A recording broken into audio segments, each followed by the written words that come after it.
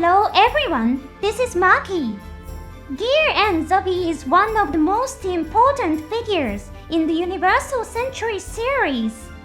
He was the supreme commander of the Principality of Zeon and in practice its leader.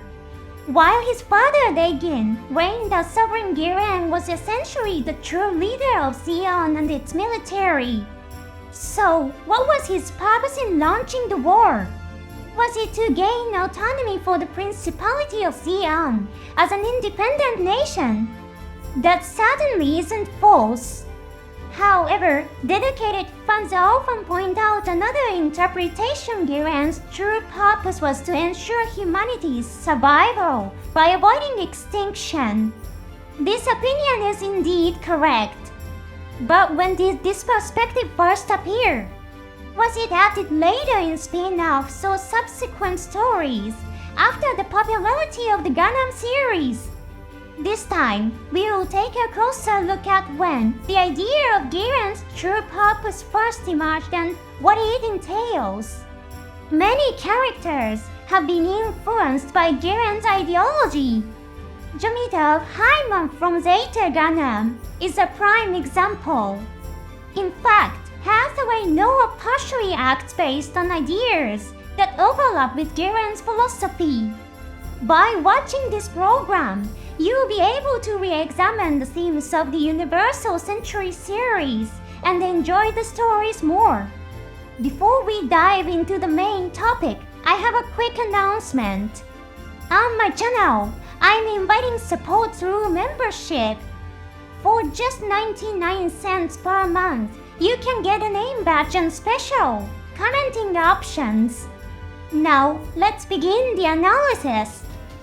In fact, the details about Gihren Zabi's character were established when the original 0079 anime series was created.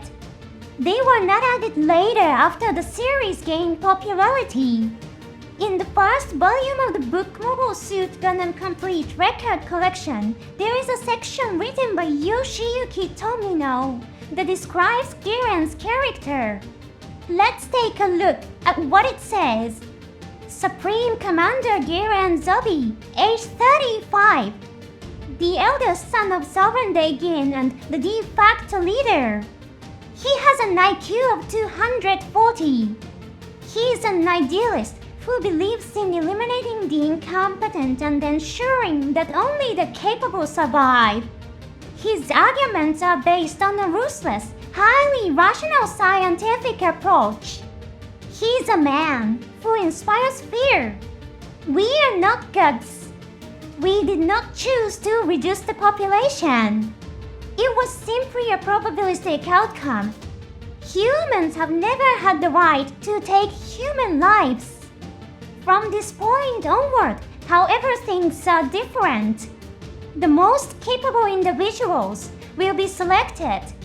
It is quite famous that Giren's intelligence quotient is 240. The average IQ of a typical adult is 100. This makes Gihren someone with more than double the intelligence of an ordinary human being. Because the number sounds so extraordinary, many people wonder if it was added later. But in truth, it was originally created by Mr. Tomino himself. The latter part of Giren's description text is written as if it were his own words. It's a complex passage, and I translated it as faithfully as possible, without embellishment. Gihren is certainly a genius. Yet he does not seem to consider himself equal to a god. However, what's written there shows his willingness to reduce the population, something past humanity had avoided. It may also be surprising that the setting text describes Gihren as an idealist. He is usually considered someone who acts purely based on cold rationality. However, in Tomino's vision, Gihren was an idealist. That's a very interesting nuance. In Shah's counterattack, ammo reset revolutions are carried out with unrealistic ideals. This suggests that Ammo's words were Tomino's thoughts voiced through the character. The complete record collection contains a section that explains the history of the founding of the Principality of Zeon. It even mentions the purpose of organizing the suppressed population. It's astonishing that it says Gihren himself originally declared this purpose. In the latter part of the original 0079 story, Gihren is portrayed as a moderate. He personally pursues peace negotiations with the Earth Federation. However, Gihren had originally embraced the goal of reducing the population. After witnessing the immense loss of life caused by the war and the death of his beloved son Gamer, it seems that his mindset began to change. There is also a scene in which Gihren himself remarks that my father has grown old. This pattern of someone who begins with radical ideals, sets things into motion, and then grows weary and changes his mind aligns with Ammo's words about revolutions.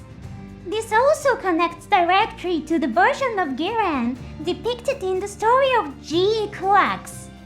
In that tale, Kishiriya says that Gihren secluded himself in a villa and lived in near isolation. Then he was assassinated by Kishiriya with almost ridiculous ease. Gihren's image as someone who pursued extreme ideals won the war and then ended up mentally exhausted and disappointed some fans. However, combining Tomino's original idea that Gihren is an idealist with the shifting feelings of his father Gihren offers a different perspective. It becomes possible to say that the Gihren who appeared in G. Kuax was a careful portrayal of the Gihren Tomino envisioned. Within the anime itself, Gihren's purpose is briefly touched upon. There is a scene in which Gihren questions Gihren about the intensifying war.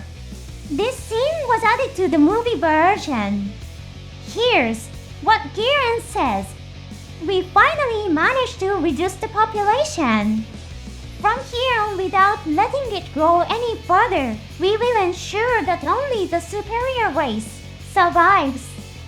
To preserve humanity forever and keep the earth spirit-tainted, this choice is necessary.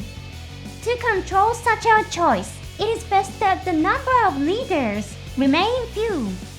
Though the wording is vague, Gihren clearly expresses in the anime that reducing the population was necessary for the survival of humanity. I've spoken before on this program about Jomidov Heiman's ideology. Jomidov also believed that in order for humanity to survive, people needed to be evacuated from Earth. Mafti's objective is also the withdrawal of humanity from Earth. The idea that humanity cannot survive unless the Earth's environment is restored is consistent with Gihren's thinking, at least in part. This time, we revisited Gihren Zabi's ideology. It's a fundamental aspect of the universal century setting. This setting has existed since the beginning, created by Tomino when he first conceived the story. I'll continue researching the key elements of the Universal Century series and share my analysis with you. Please look forward to it. Thank you so much for watching until the end.